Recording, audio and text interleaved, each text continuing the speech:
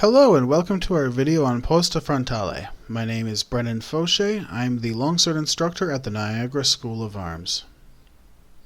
Posta Frontale, or crown or headband guard, is one of the more important positions to remember with the Italian longsword systems. Here's what Fiore says about it. He says, this is the forehead guard, called by some instructors the crown guard. She is also a very good guard for crossing swords and is very good against thrusts. If she is attacked with a high thrust, she crosses swords while stepping offline. If she is attacked with a low thrust, she also steps offline, but this time she drives the opponent's sword to the ground. She can also do other things. For example, in response to a thrust, she can pass backward with the front foot and respond with a downward strike to the head or arms, ending with the boar's tusk. She can then quickly throw a thrust or two with advancing steps and then deliver a downward strike, ending in the same guard. So that's what Fiore says about the guard. All 6 strikes and high and low thrusts can be done from this guard. It should be noted that Fiore does not show high-line thrusts in his longsword section. They are useful to learn and execute properly. So Fiore tells us that crown is good for crossing swords and is good against thrusts, and it can be used stepping forward, backward, and offline. He also gives us a detailed description of a sequence of attacks that you can start from crown guard. Additionally, crown guards can be held in a variety of ways. We usually want to hold the hands further out, with the cross guard at headband level. The point is in an upward direction. We do not want to hold the guard high over our head.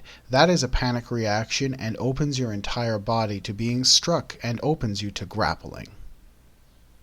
It is a very protective position that forces an opponent to go around it. It can also keep you safe to start grappling or to start counterplays from the position. I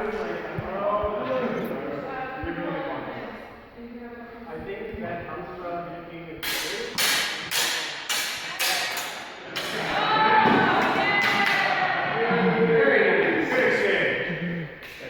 This guard can also be done at the shoulder level to create a strong parry to launch counterattacks from.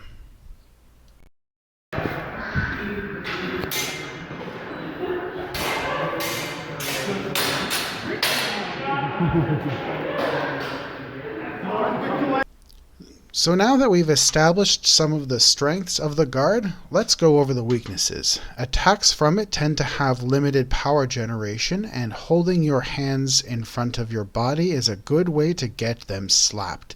You can use this to provoke attacks that you can predict and thus counter. Those are really the only problems with it. If you use it as a transition position during an exchange, you will likely do well.